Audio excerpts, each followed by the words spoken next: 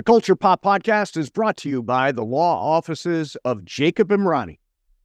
Accident or injury, call Jacob Emrani. Call Jacob. Hey, it's Mase. If you or a friend or loved one is injured in an accident, the first person you should call is my friend Jacob. When I did this, Jacob was great. He helped me by talking through the next steps, which really put my mind at ease. When you're injured in an accident, you got to have an expert. That's why you call Jacob, just like I did. Call Jacob, 844-24-JACOB. That's 844-24-JACOB, or visit calljacob.com. Call Jacob. Hey, everybody, welcome to the Culture Pop Podcast. I'm Steve Mason, along with Sue 𝐒𝐞𝐫𝐤𝐡. This is the show where we talk about everything going on in the world of pop culture. Sue, just so people know, it's Saturday, June the 15th, and this is take 3.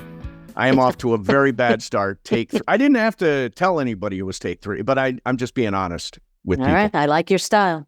Yeah, we've got a blockbuster of a show today. A little bit later, going to be joined by Mark Feuerstein and Michael Chiklis from the new MGM+ series 𝐻otel 𝐭𝐞𝐫𝐞, plus Girls5eva creator Meredith Scardino.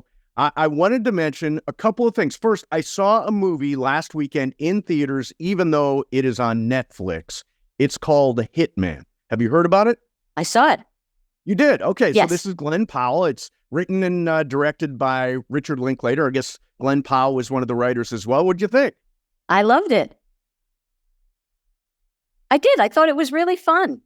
I thought it was fun. I mean, obviously, Linklater, I'm a huge fan. I mean, from Slacker to Dazed and Confused, to Before Sunrise, Before Sunset, Before Midnight, that trilogy, Boyhood, which I thought was revolutionary. And Glen Powell is like, he's the hottest actor in the world right now. And when I say hot, it's probably both meanings of the word hot. He is both very attractiveness hot. And in terms of his career, which he is on a comet ride right now. So you liked it? I did like it. It grew on me, let's say. I liked the chemistry between he and the love interest. Yes. But it's funny that Arjona, I think is her name. It's funny how you were saying how he's really hot. That was one of the criticisms, that people couldn't buy him as being a nerd because he is too good looking to be a nerd. Can I just say that's fair criticism? There is no way somebody that looks like Glen Powell would be a nerd.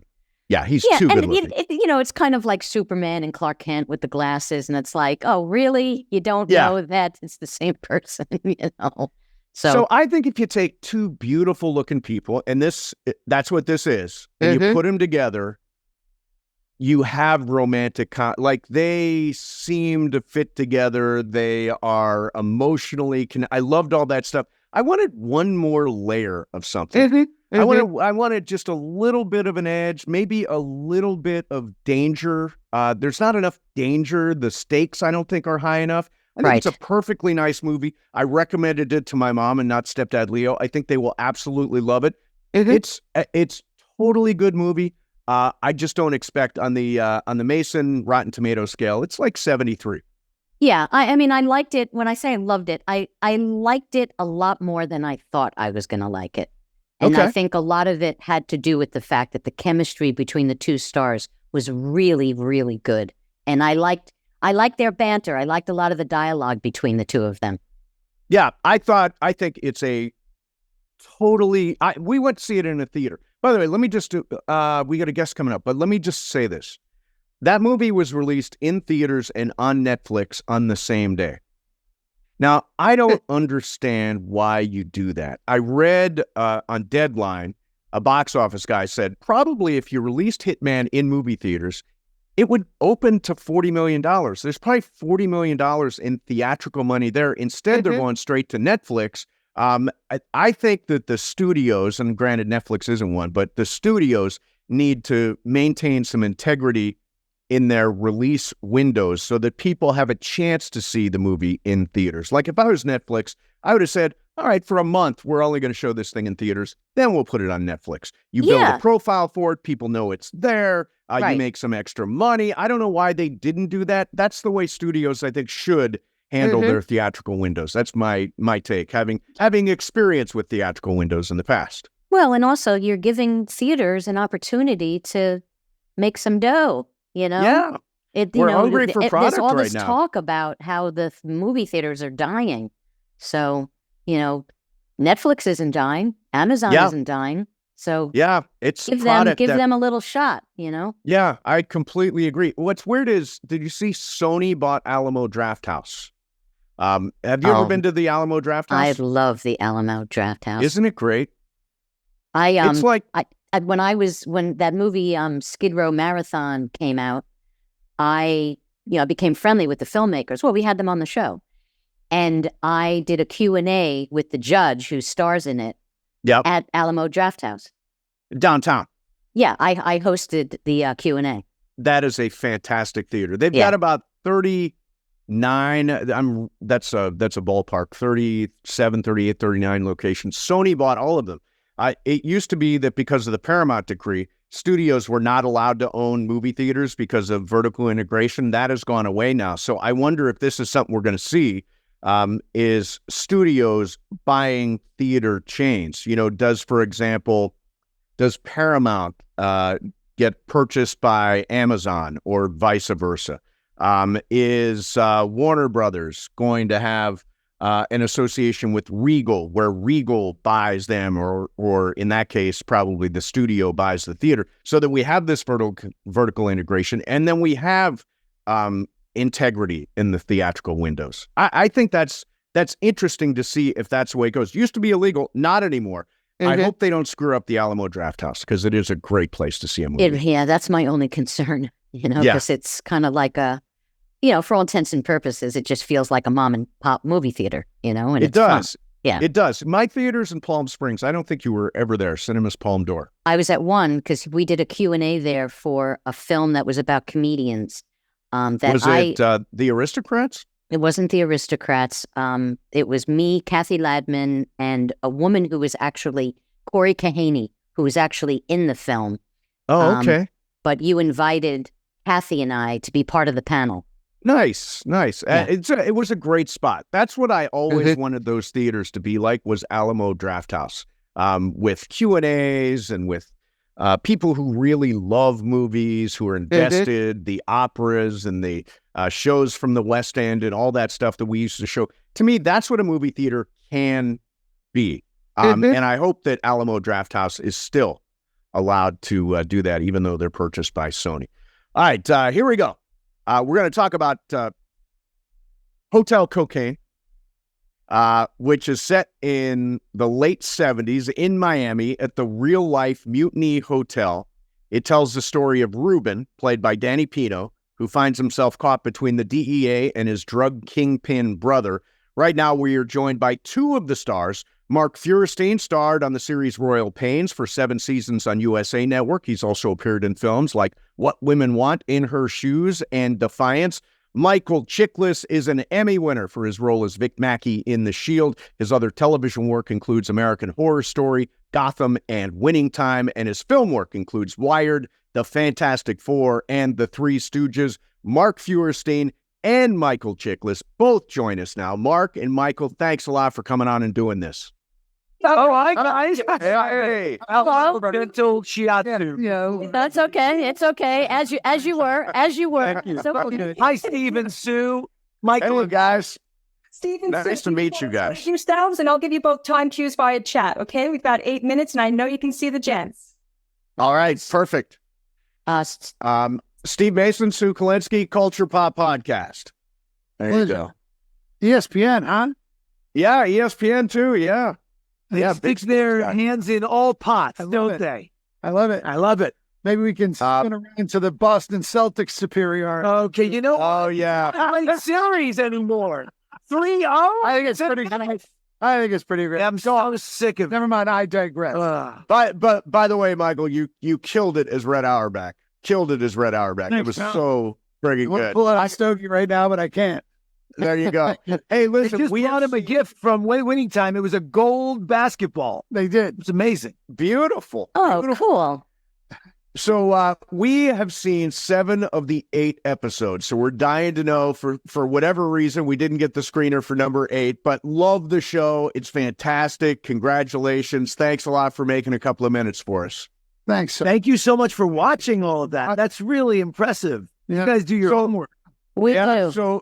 So Mark, you play Burton Greenberg, the owner of the Mutiny Hotel, which was, and I guess still is, a real hotel in Miami. What was it like creating that sort of cocaine-fueled 70s Studio 54 kind of vibe?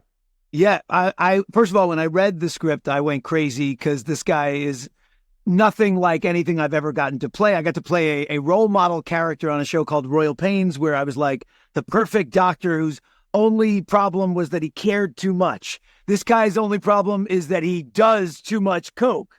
And I love the character. He's a Buddhist. He's a black sheep in his Republican family trying to escape his father's very intense upbringing. And he built this hotel as a home for all the misfits like himself. He was sort of that weird kid. And that's why it's so precious to him.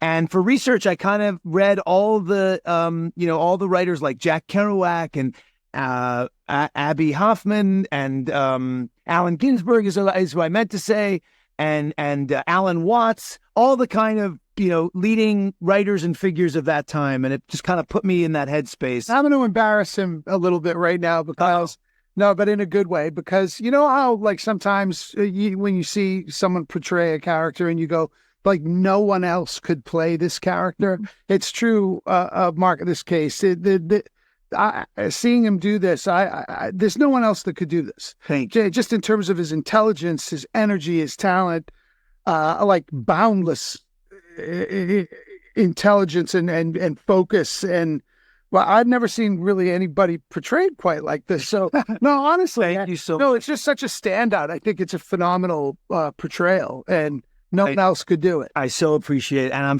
so grateful to be part of the show. I love it so much. Now, you were so believable as this coked up maniac. You were like this man-child, and I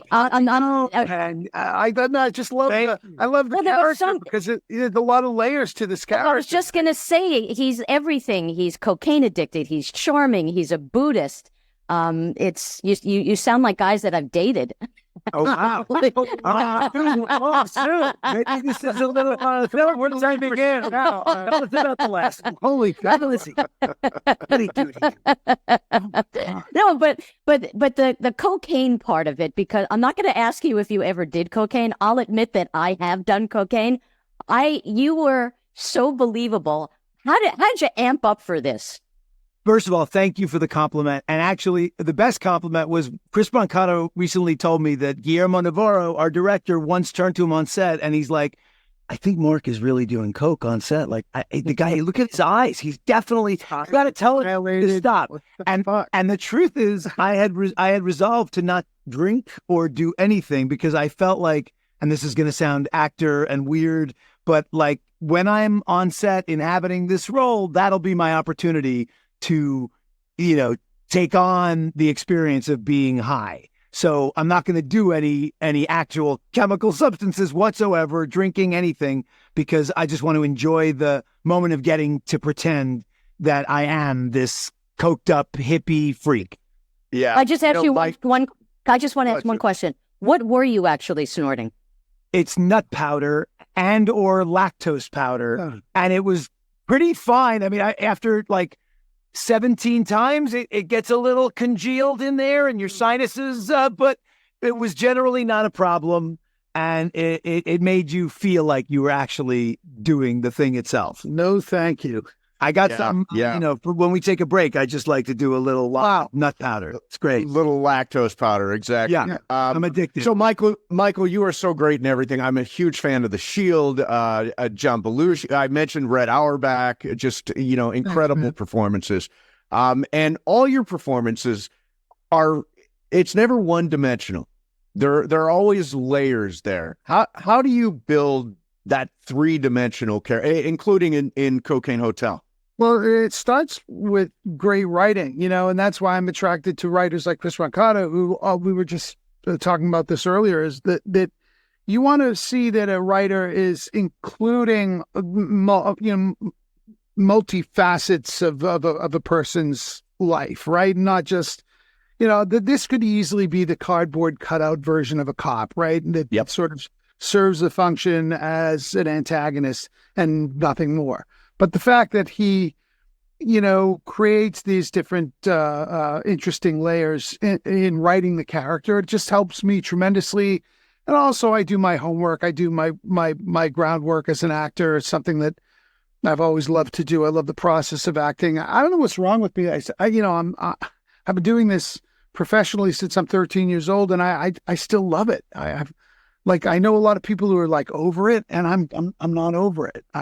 Well, people tend to love something they're brilliant at. Oh, and he's brilliant at it. I love the whole thing. I love the process. I love that we were down in the Dominican Republic having dinners together at this big long table at the restaurant at this, we all lived in the same, it was sort of like sleepaway camp. Yeah. You know what I mean? And there's this bonding experience. You just don't get that with any other profession where you get to see people in the worst of them and the best of them. And, whether it's 3:00 in the morning, a night shoot, or 9:00 in the morning when they're fresh after sleeping beautifully and getting a full face of makeup, but everything in between. I love, again, it's not even just the final product. It's the process of it that I really enjoy. So if you're asking me about, why I love building three-dimensional characters, that's what's interesting. And that's what feeds me and feeds an audience too. I'm not here to just entertain you. I want to make you think and feel. And that's my canon, right? But also, I just want to add, Michael's giving Chris Brancato the credit, and Chris has said to me behind the scenes that character of the DEA agent was one thing in the pilot. But the crazy thing about TV, which is such an organic beast, is that when you get a Michael Chiklis playing it, suddenly it becomes so much more. And that dimensionality that he brings to the role made this character pop in a way you could never have expected by the end of the season. The Mutual Admiration Club here. Listen, it is. Mark and I worked together on a show called 𝐈𝐿𝐭𝐡 that unfortunately 𝐈𝐿𝐭𝐡 was killed by a pandemic. But I've been an admirer of his work for a long time, and it was wonderful that we got a chance to work together on that. And then by happenstance, we end up on this together. And that's another wonderful thing about this. Especially when you get to work with professional, great people, intelligent people that are really interesting from all over the world. And this is a truly international cast, by the way. We have people from Australia, Great Britain, Argentina, Mexico, Spain, Colombia, Canada, all over the world. It's the United States. Really a truly international cast and crew. And talk about keeping it interesting. That's a wonderful way to go to work in the morning. You don't know what's going to happen or who's going to do what, but it's going to be something. Yeah. I will say on 𝐈𝐿𝐿𝐿𝐿, Michael blew me away in about 2 episodes. So I'm thrilled that I get to stay alive and work with him a lot longer on this show. I didn't do the other guy did. Right. The other guy did. He was actually trying to protect me. So actually go see that too. Yes, it was good. Listen, guys, it is awesome to get you on. The show is Cocaine Hotel, premieres on MGM+. Hotel Cocaine. I'm sorry, Hotel Cocaine. I'm sorry about that. Transpose that. Hotel Cocaine, premiering on MGM+. Been doing a little too much. I've got my lactose powder back here. Yeah, baby. You know how that goes. Yeah, baby. Premieres on Sunday, June 16th. Hey, guys, thanks so much. It's great getting you on. Thanks for spending a couple of minutes. Thanks so much, guys. So Michael Chiklis and Mark Feuerstein there. Actually, you know what's cool about that is that we were in the 2-shot and they were BSing with each other the entire time. It made it really fun. Absolutely. Oh, man. They were hysterical. And by the way, I've screwed up the title of the show now multiple times. It is Hotel Cocaine. Right? I have it right? You have it right. I've transposed it a bunch of different Hotel Cocaine Hotel. It's Hotel Cocaine. It's on MGM+, and it is excellent. You'll love it. It's a really, really fun show. And by the way, Danny Pino, who's the lead, is excellent in it too. He's great. All right. If you are listening right now on Apple or on Spotify, please leave us a 5-star rating and a review. And if you're watching on YouTube, hit the like button on this show and subscribe to the Culture Pop Podcast channel. We appreciate that. All right. I said it's a big show. Here we go. Our next guest I don't think I've ever used those words on the show. Our next guest. You never Yeah. have, because we never No. had a next guest right away. Exactly. So this is totally different. Our next guest has worked as a writer for Saturday Night Live, David Letterman and Stephen Colbert. After writing on and executive producing The Unbreakable Kimmy Schmidt, she struck out on her own as creator, writer, and showrunner for the Netflix hit comedy Girls5eva. Meredith Scardino joins us. Meredith, thank you so much for coming on. We're really excited to get you on the show. Oh, I'm so excited to be here. So I have been with Girls5eva from day one. Bless you. Absolutely love the show. It is so much. And when we got to the end of it, and unfortunately it was only 6 episodes this year. I raced through them, but it makes me wonder, why don't we have more like just fun, silly, happy shows like Girls5eva on TV? Well, I mean, I would love to make as many as possible. Well, you've been a part of many. Yeah. But I mean, I have been very fortunate to work for people responsible for a lot of, very, very funny, very joyful. I mean, even if they still make kind of points about things not being joyful, like the overall gestalt of the show is like uplifting and underdoggy and all that. So I've been very psyched to be able to work with the idea of the old time girls group who reunite and try to recapture the magic. Where did that idea come from? You're the creator of the show, right? I am the creator. Yes. Well, let's see. I had been trying to develop a show. Think about like what show, it's sort of like, what's your show, Meredith? If you're up the bat kind of thing, like I had worked for so many great people for so long, and worked on Unbreakable Kimmy Schmidt and worked my way up to EP. And so it was kind of like, okay, now's my shot. What am I going to do? And so I was thinking so much about like, what would I watch as a viewer? What do I feel like I could write? And so I kept coming back to like, I really want to write a show where all the main cast are hilarious women that are very different, and in their kind of in the same stage of life that I was in at the time when I was writing it, which is early 40s. And so then I came up with like, so I had that and I was like kicking it around and I was trying to figure out like, okay, but what's the hook there? What makes it different? What makes it special? And somehow, I don't know how it popped into my head, but I remember where I was, but I don't remember how. Like I was in this silent writing space I go to on Astor Place with a lot of stressed out writers that can't talk. And everyone's like they're on a deadline, so it's kind of inspiring. You're like, all right, you like stay on task when you're there. And I just like all of a sudden was like, oh, what if they were like oh, I know what it was. And this is the first time in 3 seasons that I'm remembering how this happened. I saw something about the Spice Girls doing a reunion. And it like popped in my head, and I thought, oh, that's interesting, because they were like an assembled group back in the day. And I thought, well, what if you write a show about people that aspired to be the Spice Girls but never got there, kind of the one-hit wonders of the world. And so that's really where all of a sudden all these lights went off in my head. I was like, oh, that's so interesting. You can look back at the 90s and the early aughts, and you can have flashbacks, and then you can be like do everything today as well, and also write real grounded stories underneath it all. So it just felt like super fertile.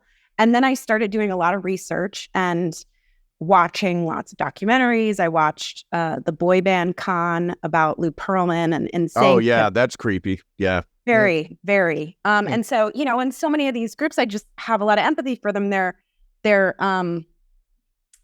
teenagers, and they're promised the world, and they sign these contracts that give them very little agency, or aren't really reviewed necessarily by lawyers, and then all of a sudden they can be number one on the radio and still have no money and never see a dime of it, or just see it there per diem or whatever it is. So it just felt like such a relatable story about how do you pick yourself, how do you internalize that when you had this height and then it all disappears, and then what do you do? And it felt fun to think about them all taking different routes.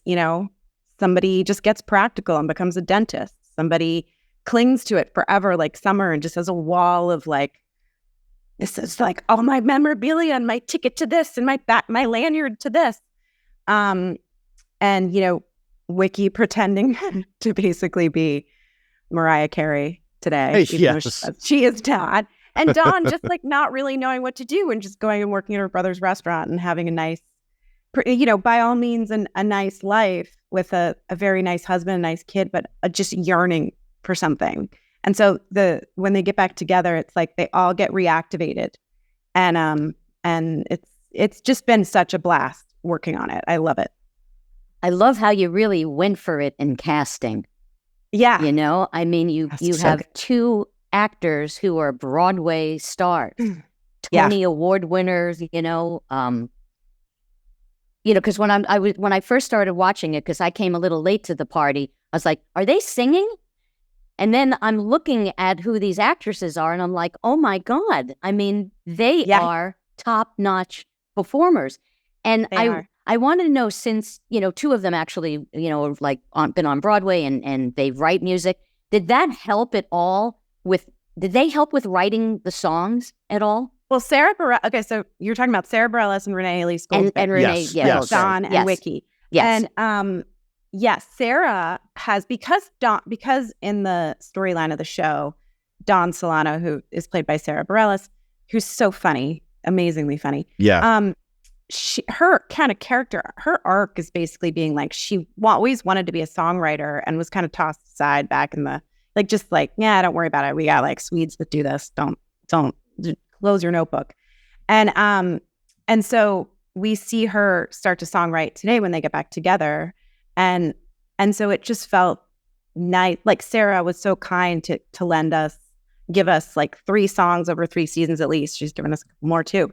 And just beautiful songs that are in each season. They're in the last episode that really just are so beautiful and really ground the group and make you root for them in such a beautiful way. She wrote 4 Stars and Bend Not Break, and this season The Medium Time, which is just so gorgeous.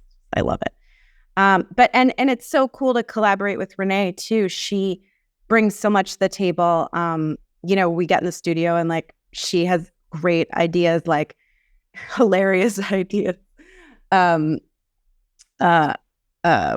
Like she'll pronounce things very hilariously, like in this song Daughter Hero, where she's talking about what an amazing daughter she is, and gave her mother everything, a house and everything, because her mother had just a life to be ignored until this amazing daughter came around. And she just goes like, she pronounced the word changed. She goes, but that all changed, like that. That's hilarious. She does so many moves like that just kill me. Ugh, it's such she's like, I'm the fierce one. I love that. There's like the hot one, the fierce one. It's like, that's where the sort of that Spice Girls kind of vibe comes from too. It's like each one has each person has their own sort of identity, right? Within the group. And it's an identity that was, not necessarily self-selected. It was often, thrust upon them. So, that felt like an interesting ground to get into too, as they kind of try to break free of those labels as they try it again. Dawn was always like the laid back one who, was just like down with anything, but really it's because she was like terrified of confrontation. Yeah. I'm not going to be that anymore. I'm going to like tell people what I think, which I think is gross. So I read an interview that Paula Pell did, who plays Gloria, who she is so hysterical, and been a fan of her writing for years. And she talked about her character has this, her character has this detective side to her, which in real life, she loves detective shows. And that was incorporated in her character. So I was wondering did you talk to I didn't know that. Oh, you didn't know it?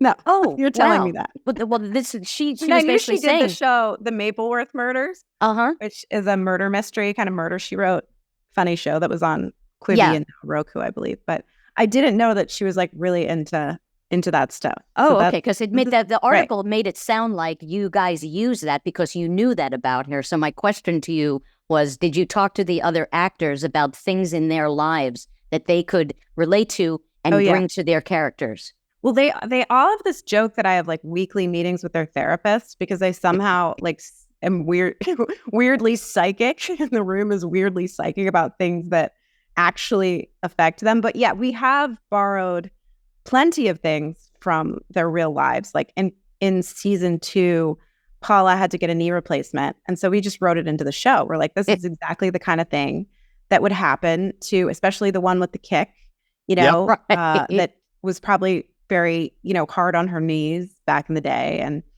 And so it felt like, you know, opening up a story about setting boundaries for yourself and not just like, you know, we have a storyline about like 𝐌𝐞𝐫𝐞𝐞𝐫 kept singing on a live Christmas special through like her gallbladder exploding.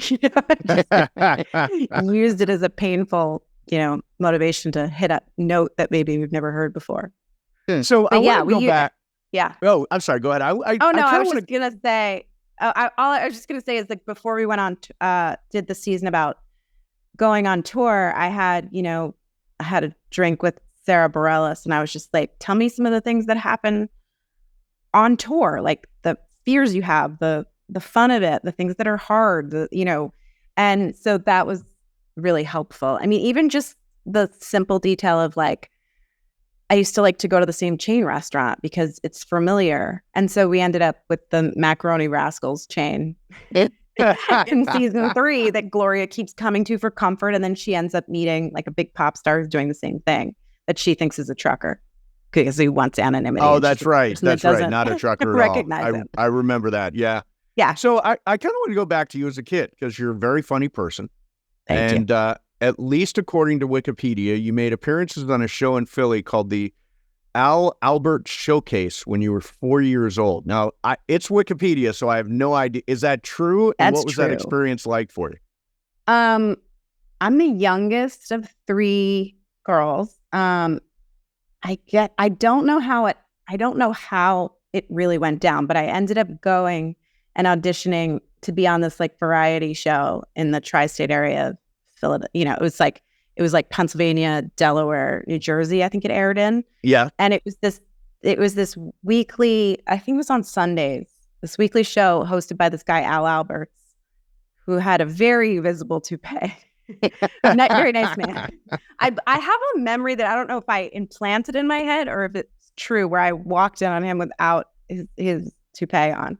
But I was only on a handful of times because my mom, so basically he would introduce local acts and people would tap dance or sing or whatever it was. But he'd do these little interstitials with teeny boppers, they were called, Al Albert's teeny boppers. And they were just these 4 or 5-year-old kids that were all dressed in like formal wear. And he would ask them to tell jokes. So he would say, oh, Meredith has a joke. Meredith, what's your joke? And I would be like, where do cows go for entertainment? And he'd be like, I don't know where, Meredith. And then I would go to the movie. And was that written for you?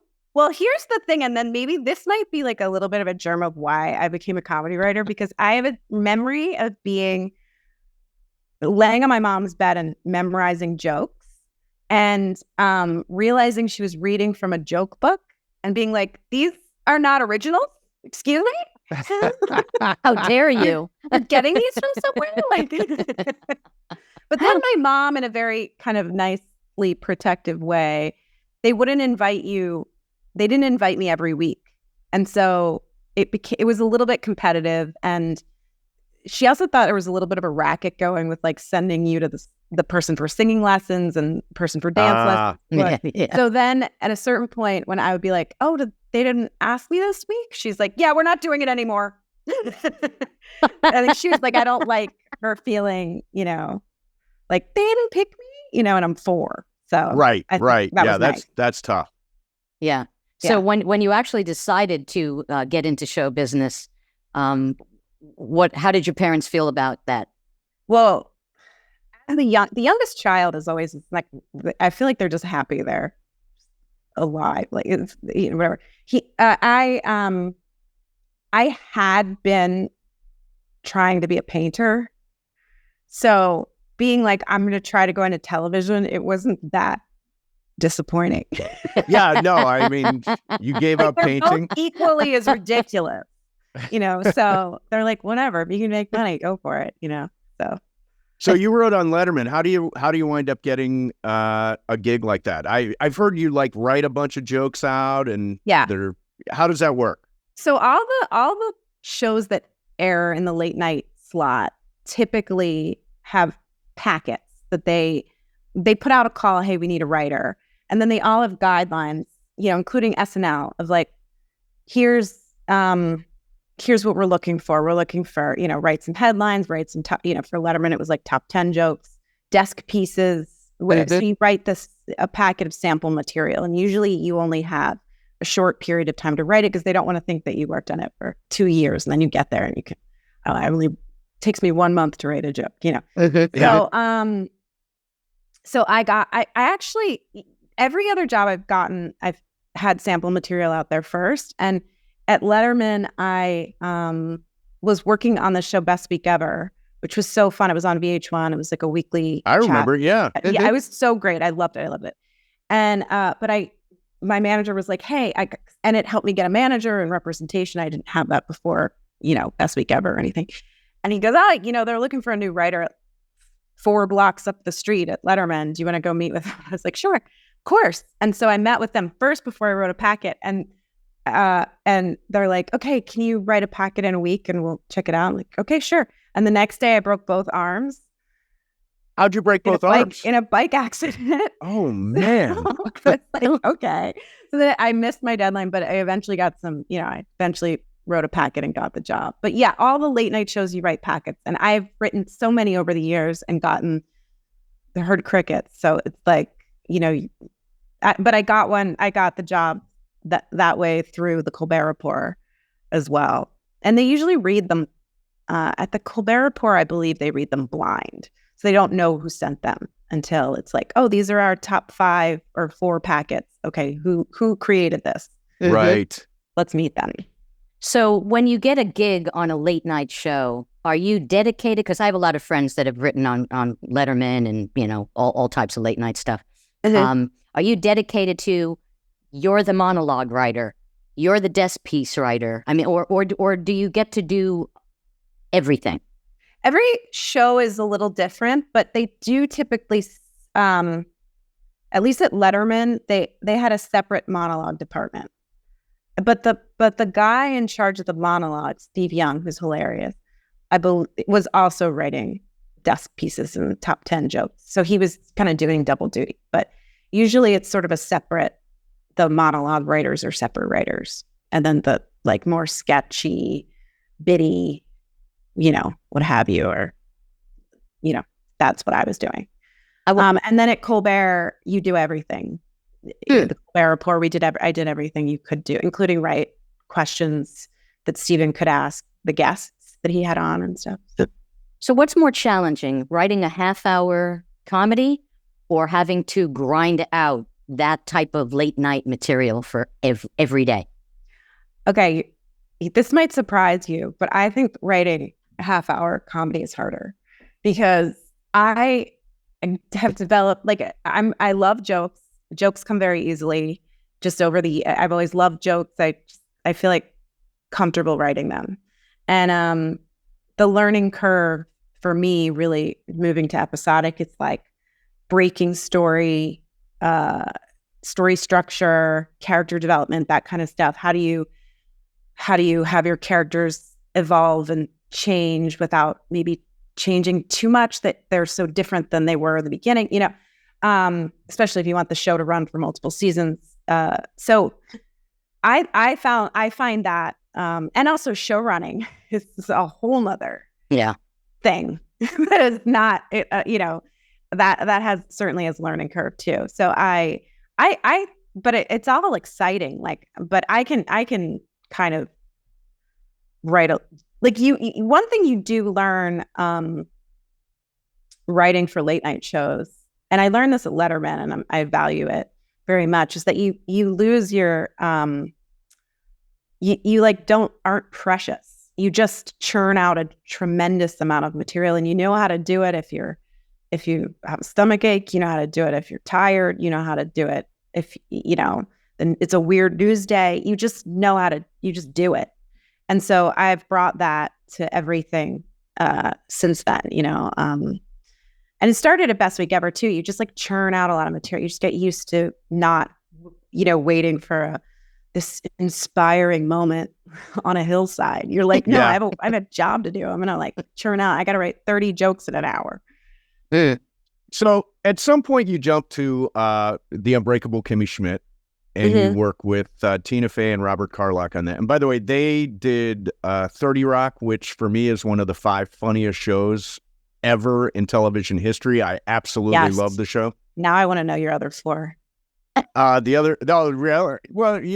Veep is certainly there. Veep is great. I love Mary Veep. Tyler Moore, All in the Family. And let's see, what's my bonus pick? My bonus pick is going to be The Simpsons. Simpsons, yeah. How can you not say The Simpsons? Yeah. What about you? I mean, I would throw Arrested Development in there. Oh, that's good. I also loved Stranger Candy. I'd throw in there. Oh, yeah. Yeah. But I mean, I love. So what did you learn from Tina Fey and Robert Carlock? I mean, I'm continuing to learn from them, hopefully. They're so good at like, one of the things that I just so admire about, but first of all, they're incredibly talented and they work incredibly hard. So they have like they have an amazing work ethic. And there's no shortcuts. They do the work. Tina's a, A-list name, but she puts in the work, and that's why the things she works in are good. It's not like it's just off. Yeah, she like definitely like puts the work in, does her homework, and that's why she's who she is.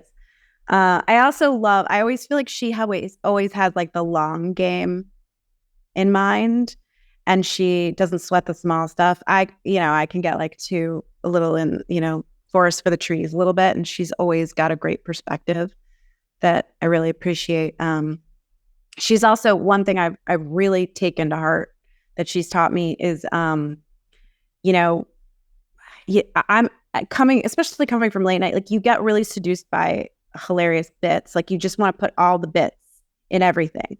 And she's very much like, okay, but you must tie it to human motivations and good story and drive. And she's 100% right. And so I have really, brought that to everything that I work on, and just try to make sure that I'm serving the characters and not just serving like a thing I think is really funny for funny's sake, because it sticks out. It doesn't belong. You can feel it. You can feel it when you do a table read. You can feel it when you see it in a show that's like suddenly it's a weird detour that didn't need to be there. Even if it's really funny, but if it's tied to something that the character cares about or is trying to accomplish or whatever it is, then it really lights up and is great. Like it could be the best part of that episode. It has to be tied to the story. Yeah.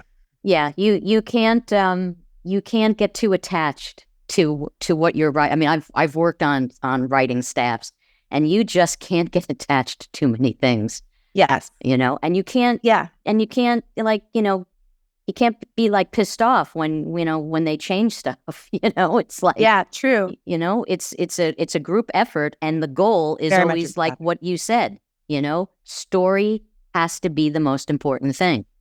And Robert Carlock is such a amazing story architect. Like his brain, he'll like listen to a lot of stuff and go like, beep, beep, beep, beep, beep, beep, beep. Okay, this is the first beat, this is the second beat, and you're like, how did you do that? They're like, that's amazing.